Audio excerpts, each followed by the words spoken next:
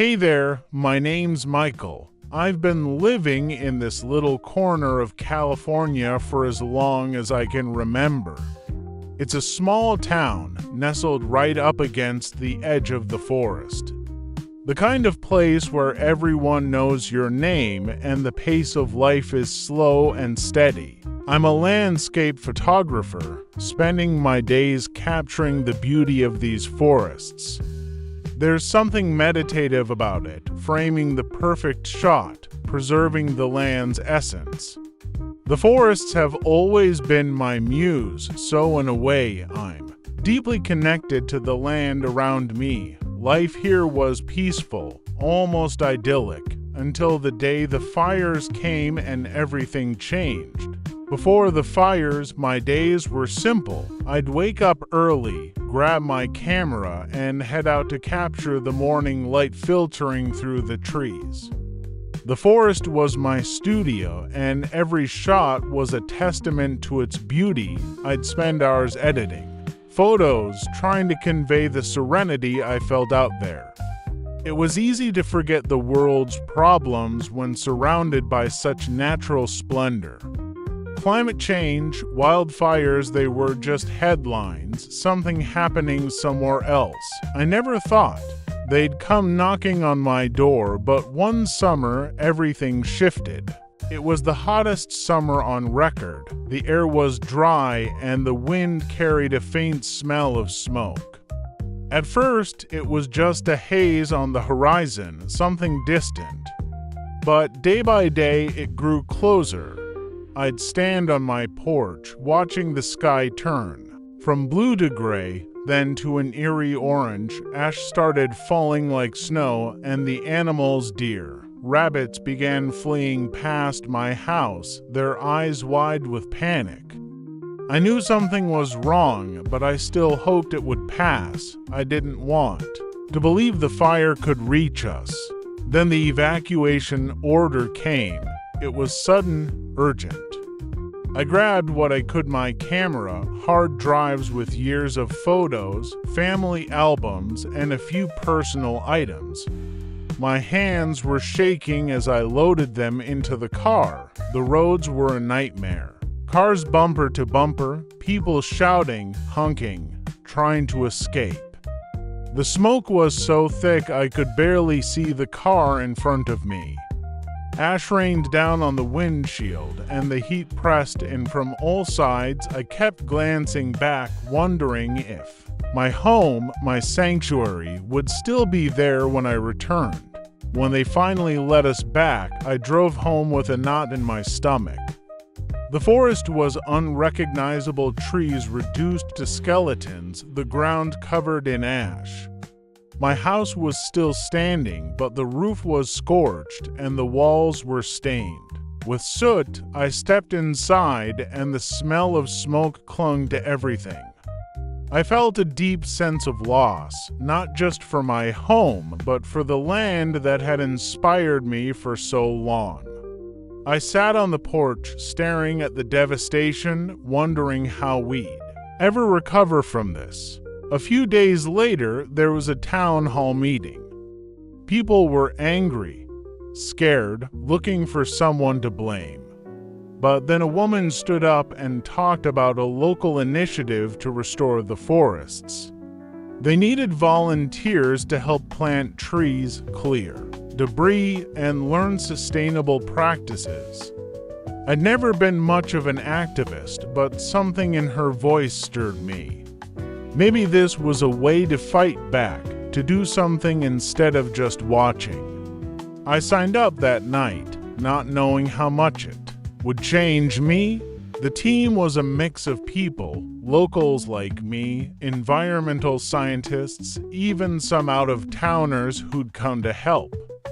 The leader, Maria, was a botanist with a passion for forests.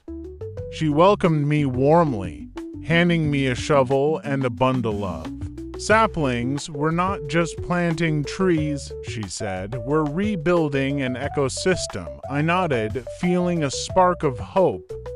We spent hours digging, planting, and learning about soil, health, and fire-resistant species. It was backbreaking work, but for the first time since the fire, I felt like I was part of something bigger. But nature wasn't making it easy. First, a drought dried out the soil, making it hard for the saplings to take root. Then, when the rains finally came, they were torrential, washing away our work. Equipment broke, funding ran low, and some volunteers quit, frustrated by the slow progress. I remember standing in the mud, staring at a row of wilted saplings, wondering if we were just wasting our time. Maria saw my doubt and said, "Forests take decades to grow, Michael. We're planting for the future, not for instant results." Her words stuck with me. One afternoon, as I was digging a hole for a new tree, my shovel hit something hard. I unearthed a metal box, blackened by fire but intact. Curious, I pried it open. Inside were old photographs, letters, and a leather-bound journal. The photos showed the forest as it was decades ago, lush and vibrant.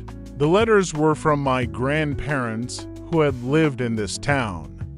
I felt a chill run down my spine. I had no idea they were connected to this land in such a way. That night, I read the journal by the fire. My grandparents had been part of an early conservation effort in the 1950s, planting trees and fighting to protect the forest from logging. They wrote about their love for the land and their hope that future generations would cherish it.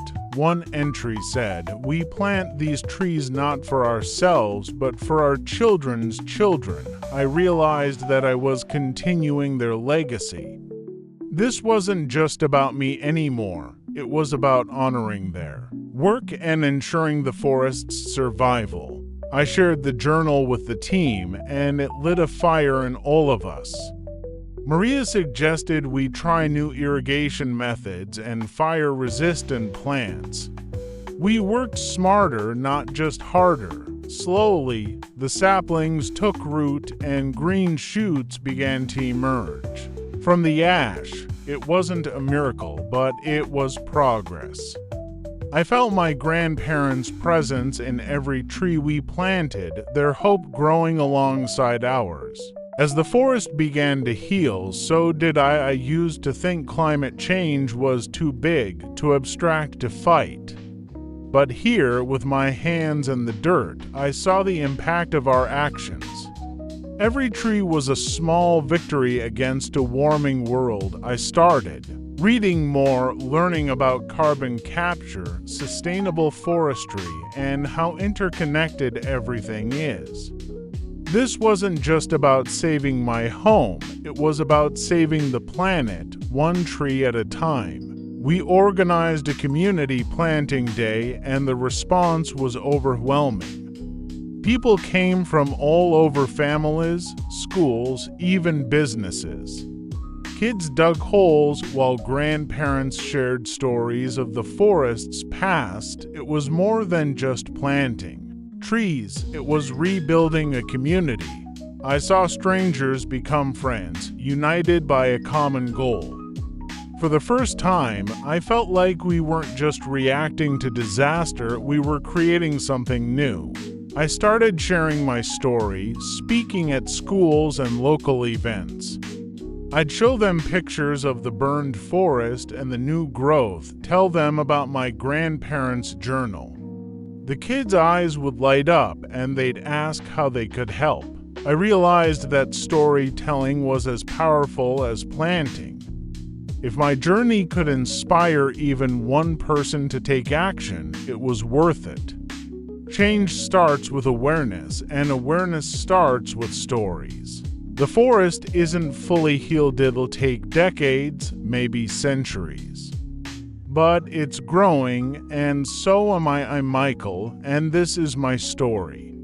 Climate change is real, and it's here, but so are we. Every tree we plant, every action we take matters. Join us in the fight for our planet.